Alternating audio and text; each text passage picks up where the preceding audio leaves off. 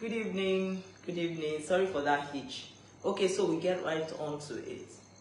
Now, what I will be talking about tonight, I titled it, They Need Not Depart. Feed them. They need not depart. Feed them. And I'll be taking this story from a miracle Jesus performed in the Bible. I'll rely more on the story from Matthew, because we have it on in other Gospels in the Bible. But I'll take the one from Matthew. And so Jesus had been preaching to this set of people. We have it on record that there were about 5,000 men, but there must have been more women, more than 5,000 women, and then there were also children, but 5,000 men. And so they had been with Jesus for some days, and then Jesus had finished talking, and he was relaxing. And the disciples of Jesus came to Jesus and told Jesus, tell these people to be going home. Just come and tell them to be going, because you have finished talking. I said, The first thing, I want you to please follow me on this. The first thing they pointed out, because tonight I want to show you that our leaders, whether temporal or spiritual, in Nigeria right now, are not worse than, they are not worse than the leaders that Jesus raised. Our leaders are not worse than Peter and Matthew, Philip, and the rest. That in fact, they are as bad as the leaders we have right now, until Jesus was able to correct the notions in them. The first thing they told Jesus is, look, this is a desert place. They called Jesus' attention to the fact that, look, you have finished preaching. These people are not going home. It's like they are still hanging around. See, this is a desert place. It's like saying, Jesus, it's just like, they are sitting around the president now and they are saying, hey, Mr. President, you see this idea that we want to talk about, please, just tell the people to go and sort themselves out. We can't handle it. This, Nigeria, is a desert place. You know what they mean by desert place? It's like, if they bring the idea, oh, but it happens in America, this is how they, the citizens enjoy so and so. They say, this is a desert place. Nigeria is not America. In America, yes, they can enjoy bountiful food, big assorted foods in their primary school. This is not America. This is a desert place, that kind of thing. That is what you find people come around the leaders to say. When they do that, don't forget, it has happened before. Followers of Jesus also did the same thing. They said, Jesus, this is a desert place. They also said, and the time is far spent. What were they telling Jesus? They said, look, you have spent time teaching them the word.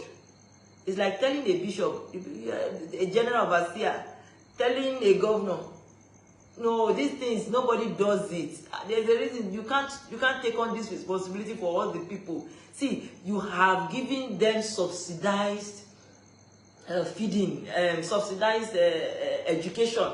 You have given them subsidized health care. Now tell them to go. Or it's telling a bishop, see, you have given them the word. See how blessed they are. You can see how they are gyrating. They are so happy. You have given them the word from God. You are also added to it counseling for those who needed counsel. Then tell them to go. Let them come and be going.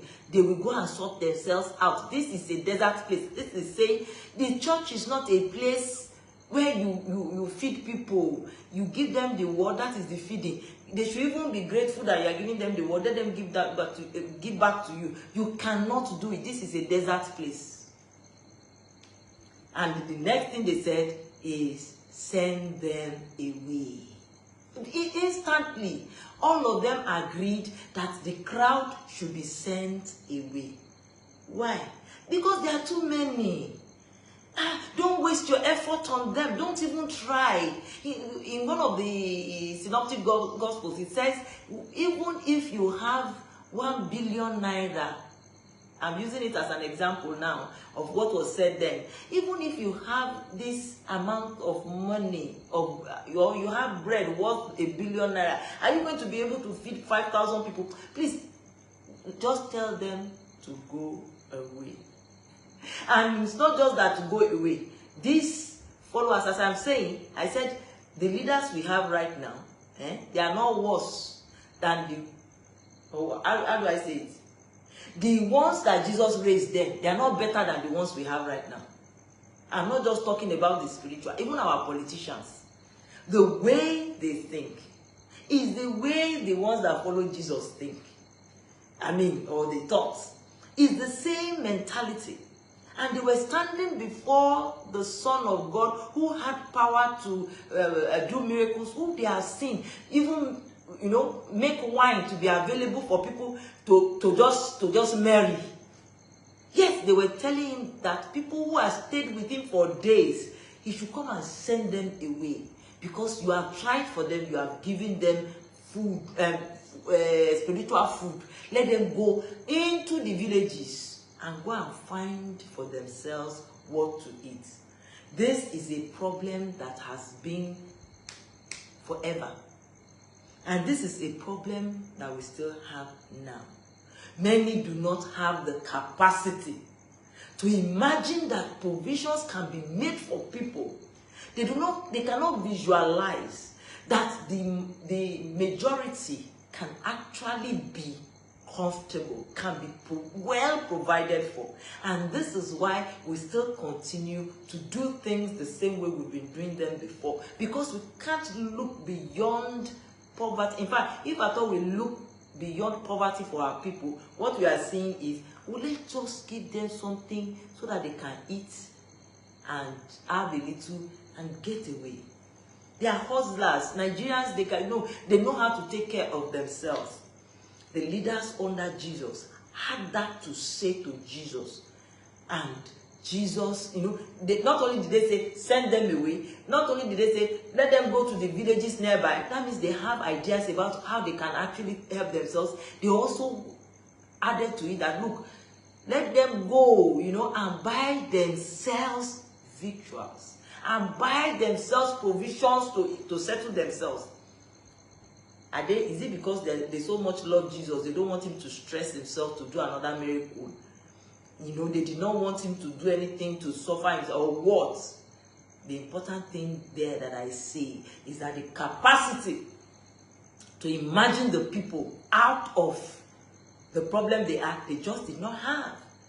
They did not have that, they had not widened their scope of thinking to the extent that they realized that, look, if we have 5,000 men and we have God in our midst, we have the Son of God with all the powers entrusted into his hands by God, then we have no problem. How? They should have been asking, how do we take care of these people? Rather than teaching him how to send them away, where to send them to, how not to be bothered by them.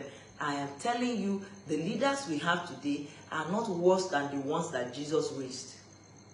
So that means we have hope.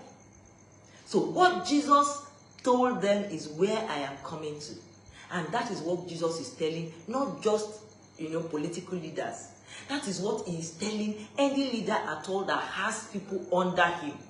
Whether spiritually or in an organization or anything. You have people who follow you. And there are mirage of problems. They have so many of them. They have so many needs. Yet you are feeling each time that you should send them away, because what you have will not be enough to take care of you and to take care of them. And Jesus is saying to you tonight, just as he said to Peter, James, John, Philip, Matthew, and the rest, he said they need not depart. They need not depart. They have been with us for several days. By now, if they should start walking, if they decide to start walking to the village you are talking about, to go and fend for themselves, to go and look for what they will eat, they are going to be too tired. You keep people, let me start from the spiritual. You keep people under you. They slave it up. They come when their others are using all their brains to work on how to get things in the world, how to make things work, you make them to stay under you. And they put in so many hours, put in so many days, put in so many months, they put in years. And then when it comes to how do they get by in the society, how do they have the basics, will still believe that let's send them away.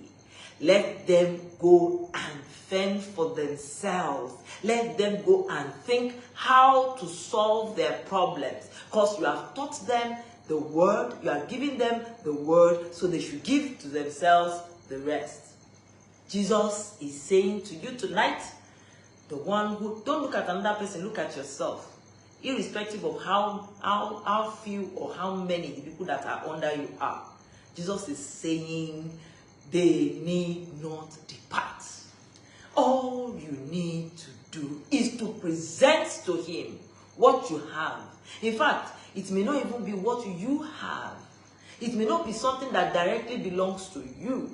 But if you care enough that those who are under you should be taken care of, Jesus is saying, what do you have? You bring forward what you have so that the Lord can bless it and then give it to you to break and then pass and let it go round. There is a secret that Jesus has. There is a secret that God is ready to hand over to you, that is ready to put in your hands. What is key, what is most important is that you have the capacity inside of you. Develop the capacity inside of you to want to solve it, to even know that it's your responsibility to take care of these ones that follow you. Now, get this straight. I'm not propagating a situation where because you are a leader, you begin to spoon feed those you follow, or you begin to raise people who have entitlement mentality. In fact, that will be counterproductive.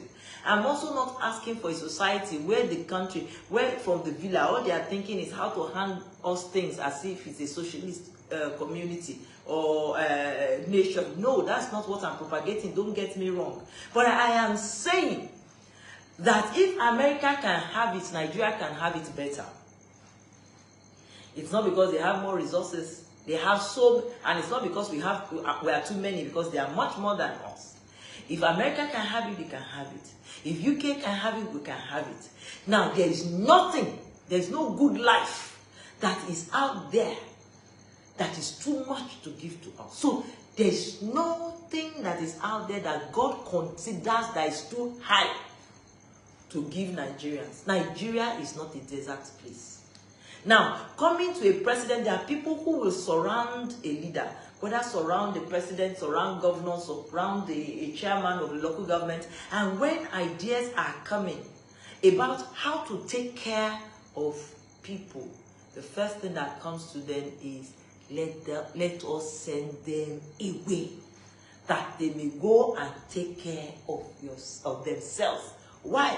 Because they do not have the capacity to imagine that God can bless. God can actually make the little we have to not only go round, but that when we are through, we will gather surplus. You understand? We gather surplus, carry surplus much more than we started spending. Because look, a structure can, once you make the structure, you build the system that will pass all these things across to people. And it is going to be built by human beings like you and I. Once we decide that we're going to have that system, transparent system, that we pass things to everyone, irrespective of who they are, that being a Nigerian will become a thing of pride, that being a Nigerian will be a privilege, that the moment you're a Nigerian, you already know that certain things are cool to you. Once we can have that capacity to think of it, then God is ready to take that little that we offer to him and pass it back to us, so that we can all have that which we imagine, that which we desire, that which we ask for. Thank you very much for being here today. The word for you today is go out there and know that Jesus is saying, let them not depart. Take care of those who look up to you. Take care. Rather than thinking of how to feed on them, think of how to feed them. To take your eyes away from what you can take from them, put your eyes and your heart on what you can pour to them, so that they can break and break and break, and it becomes so mighty in their hands. Thank you for being here. Thank you. It's not the usual platform, but we had to use this today. Hope you join us tomorrow, same time, 8 p.m. Bye.